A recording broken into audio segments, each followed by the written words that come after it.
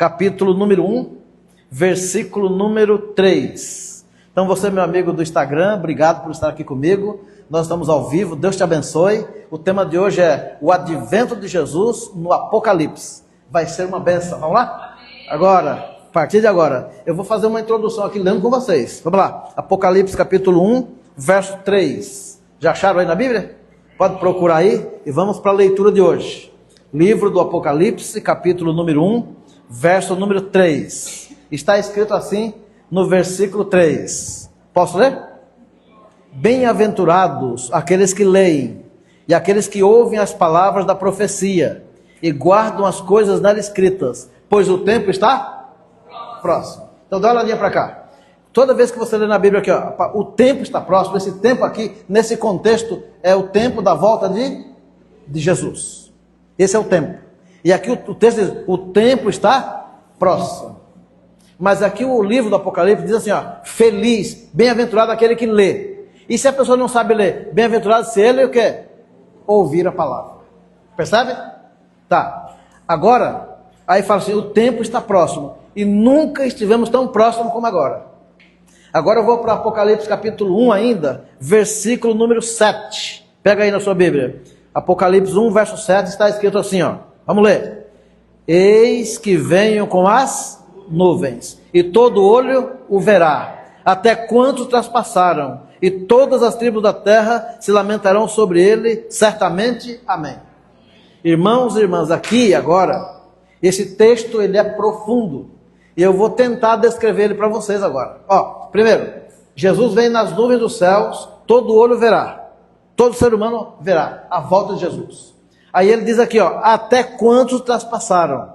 Bom, agora a Bíblia destaca um grupo de pessoas especiais, lá da época de Cristo, homens, que no passado, presta atenção nisso aqui, participaram ativamente, ó, aqui ó, conscientemente, das acusações, da prisão, da tortura e da morte de Jesus.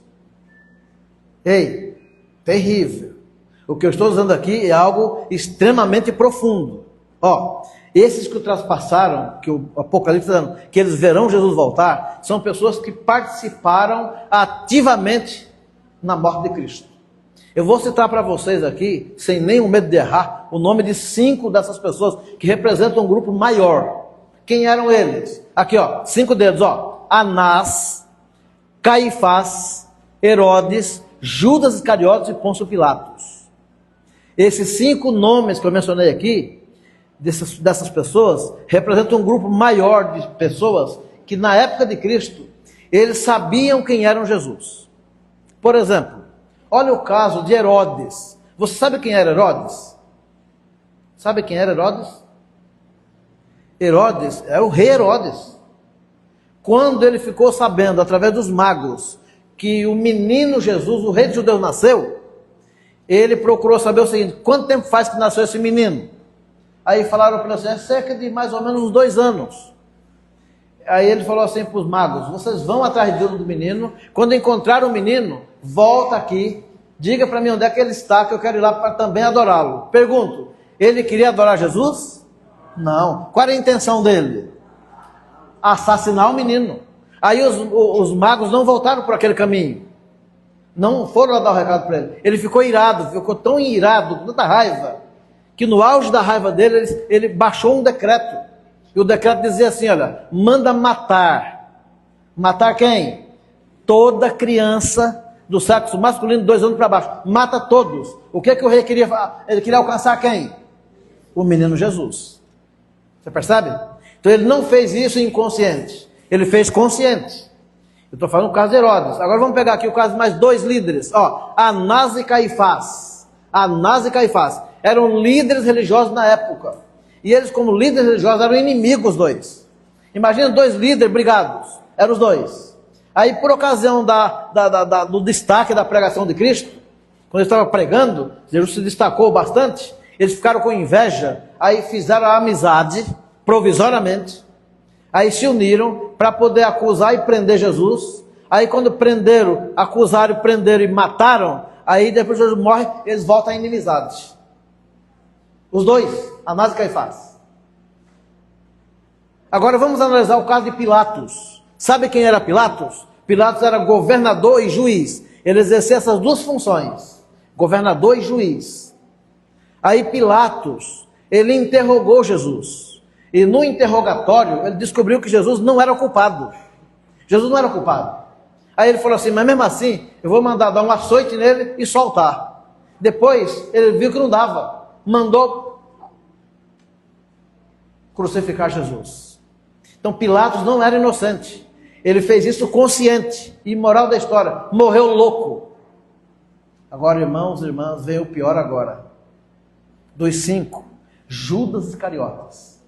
Quem era Judas? Discípulo de quem? De Jesus. E por incrível que pareça, dos 12, Judas é o único que não foi chamado. Ele se ofereceu.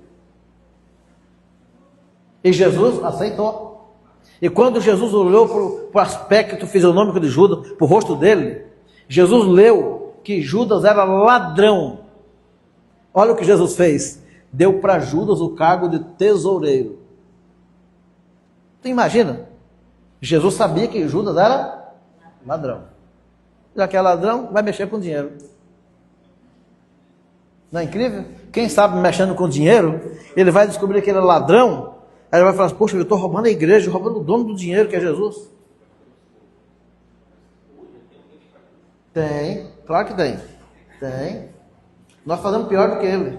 Mas Jesus não errou não em dar o cargo de tesoureiro para Judas, não. Sabe qual era a intenção de Jesus? Salvar Judas. A melhor coisa que tem para você descobrir se o indivíduo é ladrão, tem que dar ele para cuidar do dinheiro. É a melhor coisa. Você vai ver se ele é fiel ou não. É só colocar uma auditoria para ver se o indivíduo rouba ou não. É só isso. E Jesus deu o cargo para Judas de tesoureiro. Só que quanto mais Judas mexia com dinheiro, ao invés de ele se arrepender quando ele roubava, ele foi gostando de roubar. Moral da história, no final da vida dele, sabe o que ele fez? Ele ainda traiu Jesus, vendeu Jesus e traiu Jesus. Esses 5 pessoas fazem parte de um grupo que a Bíblia diz assim, olha, eles ressuscitarão para ver Jesus voltar. Eu acho que não vai ser fácil quando eles verem Jesus na glória voltando aqui não. Vamos ler o texto de novo agora, Apocalipse capítulo 1, verso 7, para você entender depois desse comentário aqui. Vamos lá, Apocalipse 1, verso 7, que diz assim, ó. Eis que venho com as nuvens, e todo olho o verá. Aí tem uma vírgula. Aí, ó, até quantos traspassaram? É esse grupo que eu expliquei para vocês. E todas as tribos da terra se lamentarão sobre ele, certamente. Amém. Não é incrível? Agora eu vou ler o verso número 8. Verso 8 diz assim, ó. Eu sou o Alfa e quem mais?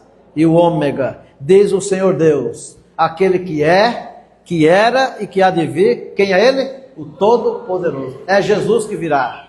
É o Rei da Glória, irmãos. Irmãs, olha aqui para mim. É o dono da igreja. É o cabeça da igreja. Ei, é ele que manda no planeta. É ele que tem poder para mudar os tempos e as estações. Ele remove reis e estabelece reis. É ele que comanda o universo. E é ele que voltará para nos buscar. Então o livro do Apocalipse não fala só de tragédias. A mensagem apocalíptica é a mensagem da esperança eterna na breve volta do Senhor Jesus Cristo. Agora, cadê meu passador? Onde é que está o meu passador? Acho que ficou aqui em cima. Deixa eu pegar aqui. Dá licença um pouquinho. Aqui está. Agora eu vou usar a transparência junto com vocês. Para ficar melhor aqui. Vai ter vídeo, vai ter uma série de coisas aí agora, tá? Então vamos lá. Atenção, tá? Eu vou só repetir os textos que eu li com vocês.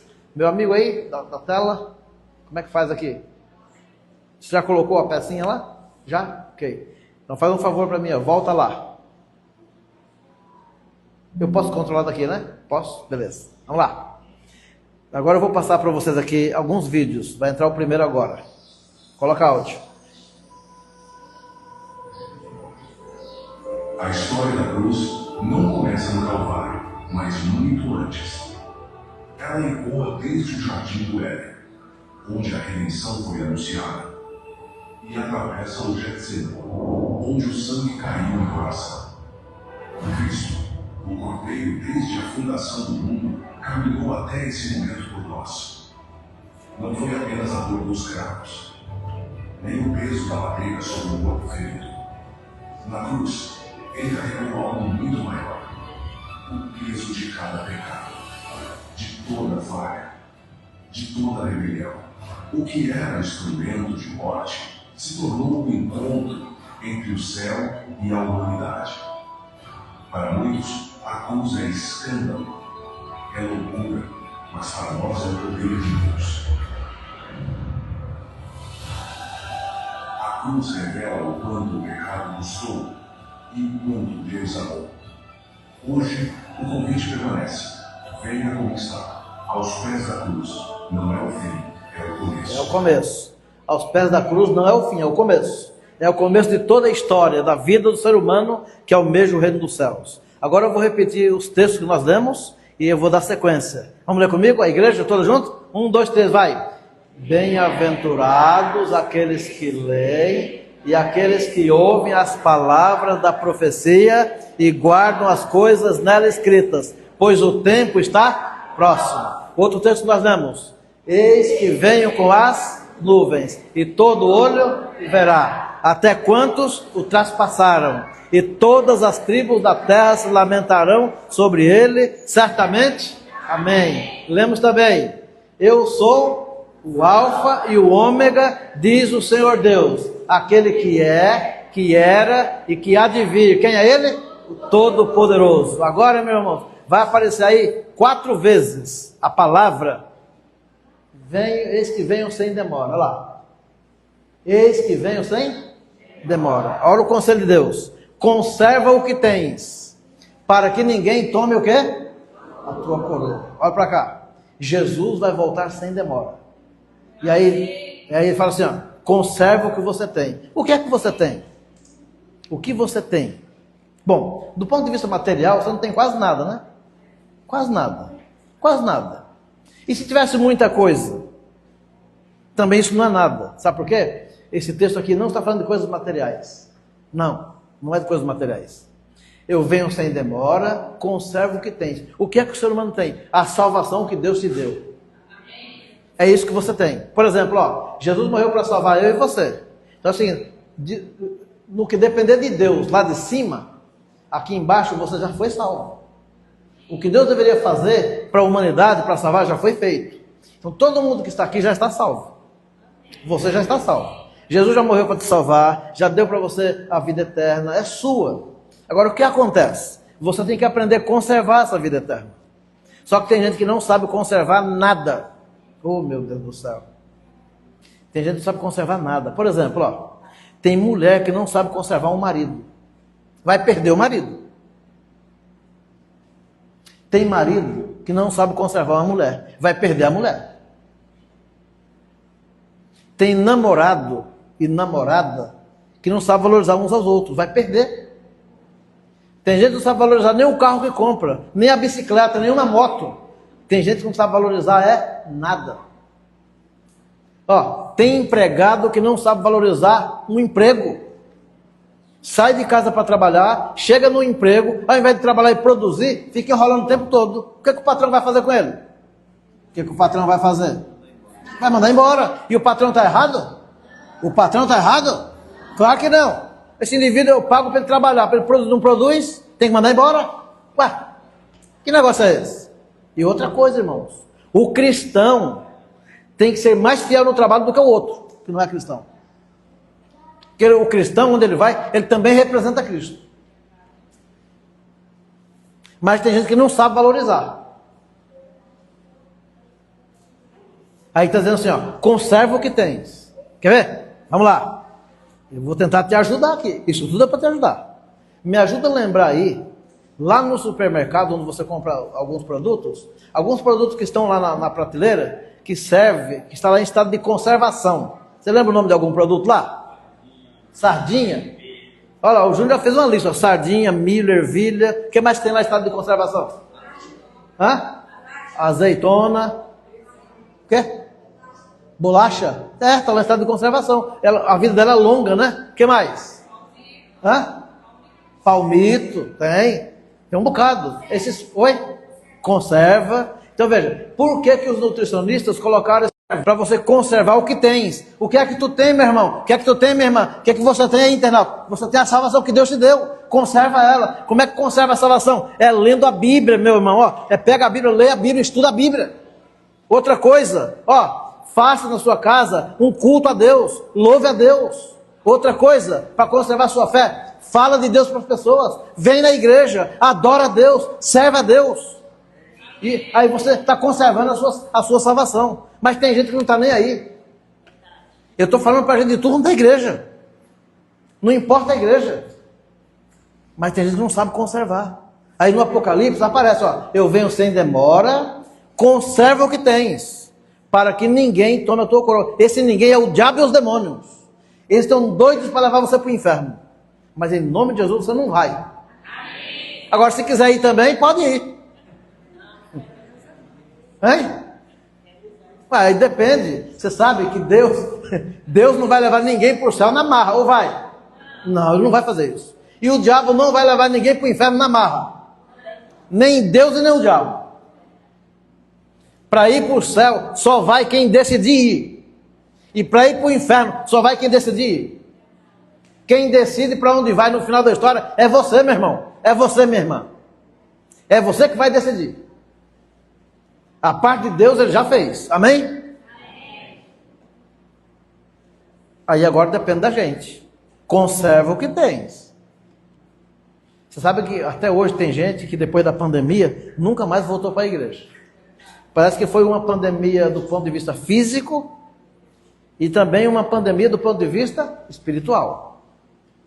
Tem gente que está escondido até hoje. O negócio é feio. Agora, irmãos, olha aqui. Eu vou para Apocalipse capítulo 22, verso 7, que diz assim, eis que venho sem demora. Agora, olha a orientação de Deus. Olha lá. Bem-aventurados, quem? Aqueles que guardam as palavras da profecia desse livro. E aí? Olha, agora a Bíblia chama a atenção para um povo obediente. Eis que eu venho sem demora. Bem-aventurado aquele que guarda, aquele que obedece, aquele que pratica. Então Jesus virá aqui para buscar um povo praticante da palavra, obediente da palavra. Não é duas coisas, não pode ser nem fanático e nem liberal. Esses dois extremos são perigosos, fanatismo e liberalismo. É horrível. Isso é igual comida. Comida com muito sal presta? Salgada presta? Cheia de sal? Não é para boi? Então, salgado não presta. E sem sal? E bem temperada? Melhorou? Assim é o cristianismo. Assim é o cristianismo. Você não pode ser nem salgado e nem sem sal. Insosso. Tem que ter o tempero. Então nós somos o tempero da terra. Amém, irmãos? É isso. Então o texto diz assim, eu venho sem demora. Feliz, bem-aventurado é aquele que obedece, que guarda as palavras da profecia desse livro. Agora eu vou para Apocalipse capítulo 22, versinho número 12, que diz assim, eis que venho sem demora, e comigo está o galardão, a recompensa que eu tenho para retribuir a cada um segundo as suas obras. Então agora Jesus promete, irmãos e irmãs, e internautas aqui, dá uma recompensa para quem serve a Ele. Ei, ninguém que serve a Deus vai ficar sem recompensa. Ninguém. Todos receberão recompensa. Todos. Amém? E quando Deus fala de recompensa, só fala de coisa grande. É coisa boa. Aliás, é até bom dizer, Deus não pensa pequeno, Deus pensa grande. Mas quando Deus pensou pequeno, Ele criou o lambari, Ele criou as formigas, quando Ele está pensando pequeno. Mas Ele vai lá e cria, olha aquele aqui, o tambaqui. Qual outro que Ele cria? Pirarucu. Né? Aí Ele criou o quê? A baleia, o peixe-boi, o tubarão, grandão, muito bem, né? Então Deus pensa grande. Aliás, é assim, quem pensa pequeno conquista coisas pequenas. Quem pensa grande conquista coisas grandes. O texto diz assim, eu venho sem demora, e comigo está o galardão, a recompensa que eu tenho para retribuir a cada um segundo as suas obras. Eu vou dizer uma coisa para vocês, quando Deus resolver falar assim, agora eu vou dar recompensa para os meus filhos, e Ele começar a apresentar as recompensas, eu vou tentar te ajudar aqui no que Deus pensa em recompensa. Tem algumas coisas que Deus vai fazer por nós, Uma coisa que ele fizer, ele já acaba com um bocado de erro, de problemas que nós enfrentamos aqui. Deixa eu colocar aqui para você. Por exemplo, Deus um dia ele vai matar a morte. Eu não posso matar a morte, porque se eu pudesse, a primeira coisa que eu faria na minha vida era matar a morte. Mas eu não posso matar ela. Mas Cristo pode. Pode ou não pode? Pode ou não pode? No dia que Cristo falar assim, agora eu vou dar uma recompensa para os meus filhos, vou acabar com a morte, aí ele vai falar para você assim, e a morte já não existirá. Amém? Se não existirá mais morte, aí veja bem, tirou a morte, junto com a morte sai o quê? A doença. O que mais que sai? O sofrimento. O que mais que sai? A dor. Olha, é um bocado de coisa ruim que já sai junto. Isso numa tacada só. A morte já não existirá. Já não haverá luto, nem pranto, nem dor. As primeiras coisas passaram. Agora você vai viver eternamente. Vai ter vida de abundância. Você vai ser feliz. Acabou teus problemas. Então ele promete. É uma recompensa que ele vai dar. Para mim e para você. Por isso que ele diz assim, olha, eis que eu venho sem demora. E comigo está o galardão, a recompensa que eu tenho para retribuir a cada um segundo as suas obras. Só que tem gente que pensa assim, tem gente que pensa na vida, só essa vida miserável aqui da terra. Essa vida medíocre. Essa vida que aqui não vale nada. Hoje você está aqui vivo. Hoje você está me assistindo, mas amanhã você pode estar no caixão, pode acabar tudo. E morreu, meu amigo, acabou. Se não morreu preparado, o que vai ser no final da história? Só ser queimado. Então não olhe só para a vida presente. Pensa no futuro, lá na frente. Ou seja, cristianismo e salvação é para quem pensa longe, grande, lá na frente. Amém? Agora eu vou para Apocalipse 22, verso 20, que diz assim, olha, aquele que dá testemunho dessas coisas diz, certamente venha sem demora. Aí João fala assim, amém, vem Senhor Jesus. Amém? Então ele virá, e virá sem demora. Agora, irmãos e irmãs, nós precisamos só nos preparar. E eu vou dizer uma coisa para vocês, não tenho medo de errar no que eu estou dizendo.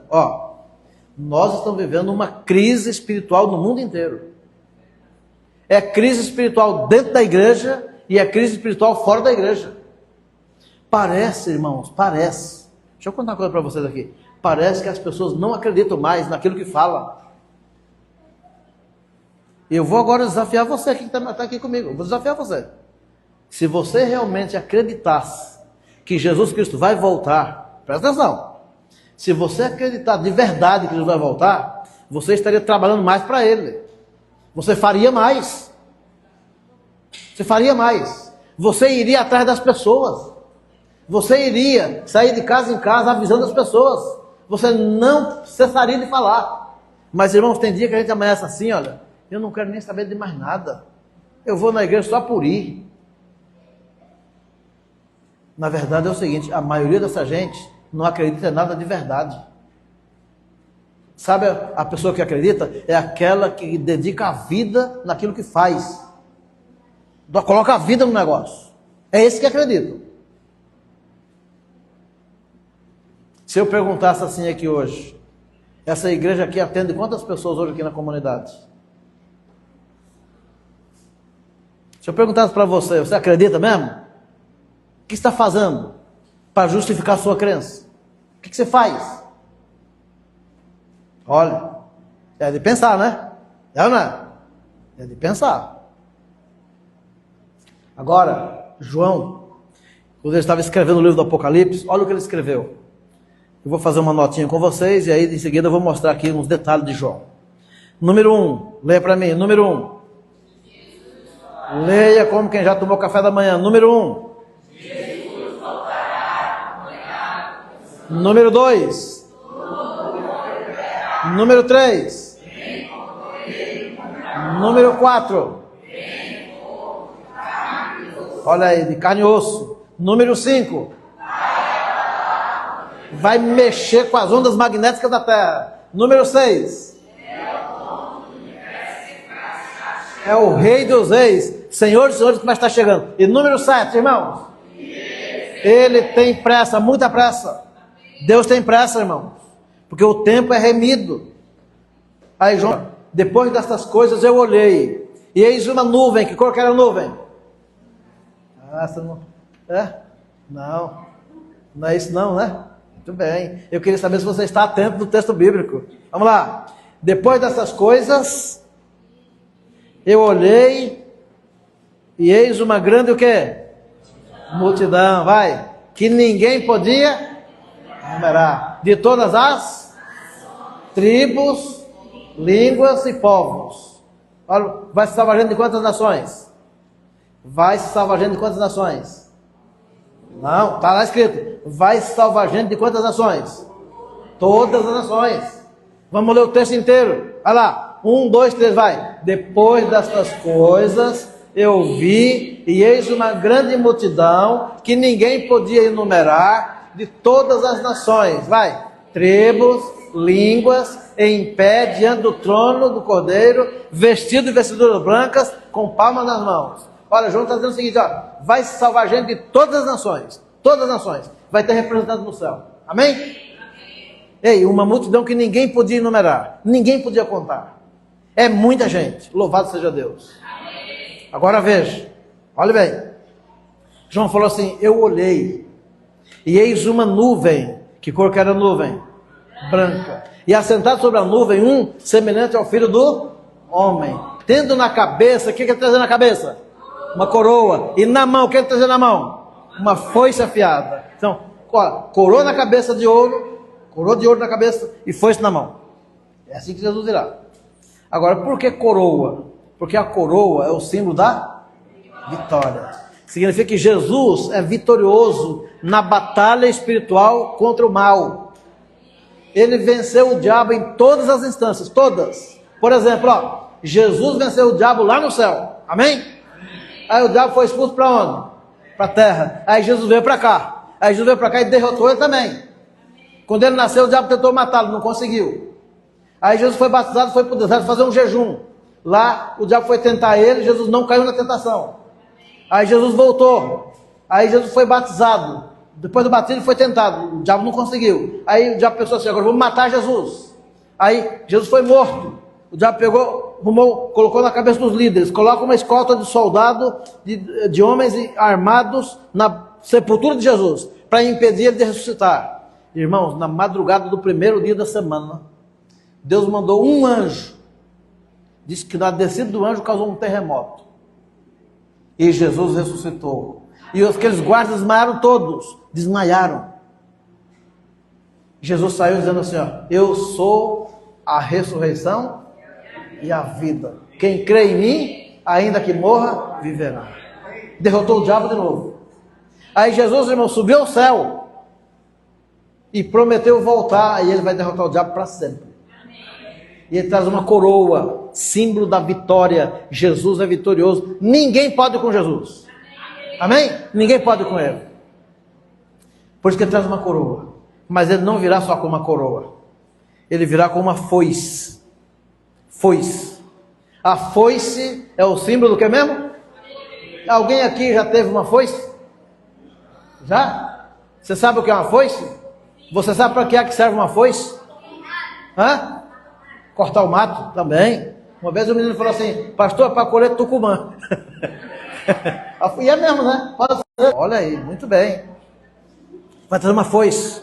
A foice, irmãos, é o símbolo da colheita. Jesus vai passar por Manaus, pelo Brasil afora, pelo mundo, para fazer a sua colheita. E a lavoura de Jesus somos nós. Você é a lavoura de Jesus. Agora, olha o que diz o livro do Apocalipse, o capítulo 14, verso 16. Leia comigo, vai. E aquele que estava sentado sobre a nuvem, passou a sua foice sobre a terra, e a terra foi ceifada. Então agora Jesus vai fazer uma colheita. Ele vai passar e vai fazer uma colheita. E vai passar a foice. Sabe que o agricultor, quando ele vai fazer uma colheita, ele faz assim, Júnior, ele passa a foice, né? O que é bom, ele coloca numa vasilha para ser consumido. E o que é ruim, ele faz o quê? Para queimar. Então toma cuidado para você não ser uma lavoura ruim. Uma lavoura bichada. Insincero, insincera. Seja fiel de verdade. Vou repetir, sem fanatismo e sem liberalismo. Seja fiel, porque a foice será passada. Uma colheita será feita. Deus vai colher gente de todas as religiões. Todas. Ei, não importa a religião. Ele vai colher. Quem for bom, vai levar para o céu. Quem for ruim, vai ser queimado junto com o Satanás no fogo do inferno. E lembrando, você vai para onde você quiser. Quer ir para o céu, você vai. Mas tem que submeter a ordem do céu. Quer ir para o inferno, também vai. Mas tem que submeter a ordem do inferno. Porque tem doutrina para ir para o céu e tem doutrina para ir para o inferno. Tem ou não tem? Pois é. E por incrível que pareça.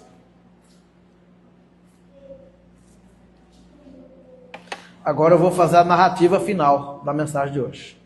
Quando vier o Filho do Homem, na sua majestade, e todos os anjos com ele, então se assentará no trono da sua glória.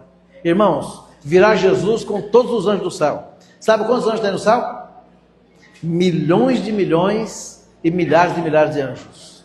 Olha, existem 3 categorias de anjos. Anjos mensageiros de 2 asas. Anjos querubins de 4 asas. E anjos serafins de 6 asas. Eles têm altura de mais de 4,5 metros de altura. Formarão uma nuvem em volta de Jesus. Jesus vem sentado no meio de uma multidão de anjos. Aí diz a Bíblia, quando vier o Filho do Homem, na sua majestade, e todos os anjos com ele, então se assentará no trono da sua glória. Mateus capítulo 25, verso 32, diz: e todas as nações serão reunidas em sua presença, e ele separará uns dos outros, assim como o pastor separa dos cabritos as ovelhas. Interessante, né? Vai separar os cabritos das ovelhas. Sabe por que a Bíblia usa a expressão aqui, cabritos e ovelhas? Posso explicar para você? Se você mexer com uma ovelhinha, eu estou falando da ovelhinha de 4 patas, você mexe com a ovelhinha abaixa a cabecinha dela assim e vai embora a ovelhinha. Mas tu vai mexer com um bode. Mexe com um bode. Se tu mexer com um bode, vai dar bode. Porque o bode, ele vai encarar você. Ei, o bode é briguento. O bode é encrenqueiro.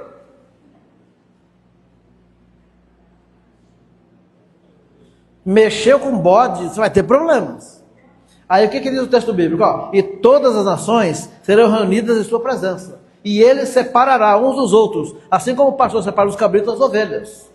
E porá as ovelhas à sua direita, mas os cabritos à sua esquerda. Haverá uma separação. Deixa eu mudar aqui, olha lá. E porá as ovelhas à sua direita, mas os cabritos à sua esquerda. Deixa eu aproveitar para já adiantar aqui um pensamento que permeia em todo o Brasil. Direita e esquerda aqui não tem nada a ver com política. É bom deixar claro. Ainda mais nesse ano, né, que é ano de política, né? Então, direita e esquerda na Bíblia não tem nada a ver com política. O assunto aqui é espiritual. E porá as ovelhas à sua direita, mas os cabritos à sua esquerda. Então eu fiz uma listinha, eu vou colocar para você já a listinha. Aí diz a Bíblia assim, ó, então dirá o rei aos que estiverem à sua direita. Olha o que o rei vai dizer para quem estiver ao lado direito. Ele vai dizer assim, ó, vinde, benditos de meu Pai, entrai na posse do reino, que vos está preparado desde a fundação do mundo, para quem estiver do lado direito. O que é o lado direito? O lado direito, irmãos, aqui ó, tem o lado direito e o lado esquerdo. O lado direito é Deus que comanda, o lado esquerdo é o diabo.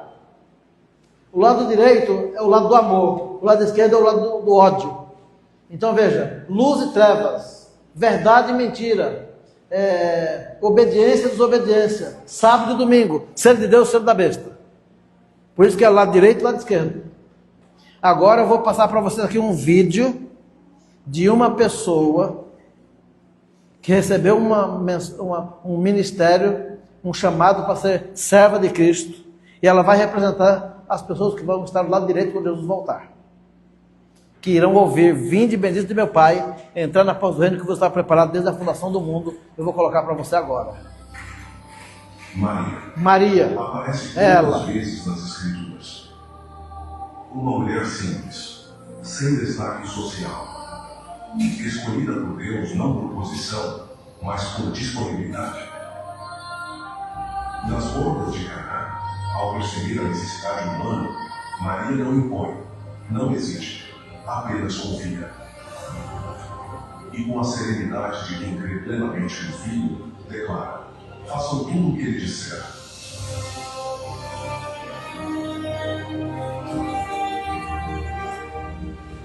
Enquanto os discípulos fogem, Maria permanece.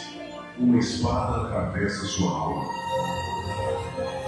Ela vê o sangue, ouve os gritos, sente a dor, mas não se afasta, porque o amor verdadeiro não abandona no pior momento. Fica, testemunha e sofre junto. O amor verdadeiro não abandona no pior momento. Quem ama de verdade fica, acompanha, vai até o final. Quem ama Jesus de verdade não abandona Jesus. Aconteça o que acontecer, vai até o final. Irmãos, por isso que Maria representa um grupo de pessoas que estarão do lado direito quando Jesus voltar, que ouvirão dos lábios de Jesus: vinde, bendito do meu Pai, entrai na porta do reino que vos está preparado desde a fundação do mundo. Mas haverá também um grupo do lado esquerdo, que o rei dirá. Então, Mateus capítulo 25, verso 41. Então o rei dirá também aos que estiveram à sua esquerda. O que ele vai dizer? Vai: apartai-vos de mim, malditos, para o fogo eterno, preparado para o diabo e quem mais? Você percebe que o fogo eterno ele não foi preparado para queimar ser humano. Não foi. Foi preparado para queimar o diabo e os seus anjos. Vamos lá? Ou seja, não é para queimar ser humano. Só vai queimar aqueles que foram do lado do diabo. É quem escolheu ficar com ele. E esses serão queimados junto com ele. Mas o fogo eterno foi preparado para queimar o diabo e os seus anjos, os demônios. Agora, irmãos, infelizmente eu vou mostrar para vocês aqui um vídeo de uma pessoa que representa o caminho esquerdo, lado esquerdo, o caminho largo da desobediência. Eu tenho que mostrar isso aqui para vocês, sabe por quê? Na minha abordagem tem que ser claro com você. E o nome dele já vai aparecer para você. É Judas Iscariotes, que era discípulo, mais lembrado na história. Mas, por sua traição. Seu nome significava o Senhor guia. Mas é o nome dele. Ele deixou de ser guiado por Deus. Olha a situação. Ouviu os ensinos de Jesus. Tudo que Jesus fez. Andou com Jesus. Quando a verdade não transforma, ela endurece o coração. Foi o caso de Judas. Terrível. Rígido como uma pedra. Vendeu Jesus. Olha a situação. Foi isso aí. A história de Judas nos lembra. A história dele nos lembra. Quando você fecha o coração aos poucos. Diante de Cristo não há neutralidade. Ou ele transforma, ou o coração se fecha. Ei, diante de Cristo não há neutralidade. Ou a verdade vai transformar você, ou vai endurecer o seu coração. Judas repetiu várias vezes a rejeição por Cristo. Por isso que ele se tornou o Judas que foi. Então quando você ouvir a palavra, ei, deixa Deus trabalhar com você, abra o coração, faça a sua entrega, deixa Deus conduzir você. Não endureça o coração. Não faça isso. Deixa Deus conduzir você. Ele pode te perdoar, pode te justificar, Ele pode restaurar você, pode restaurar sua vida, sua família, seu marido, sua esposa, seu casamento, sua fé. Ele pode mudar você, mas você tem que abrir esse coração duro aí. Então agora eu vou perguntar para encerrar. Qual lado você vai querer estar? Do lado direito ou do lado esquerdo? Uma escolha pode mudar o seu futuro. Então agora eu vou fazer o seguinte. Eu vou chamar o grupo aqui. Ele pode chegar aqui o grupo. Enquanto isso eu vou aproveitar para já cumprimentar aqui meus amigos e encerrar a nossa transmissão. Obrigado por sua parceria. Deus te abençoe. Até o nosso próximo programa, se Deus quiser. Vou chamar aqui o grupo, por favor.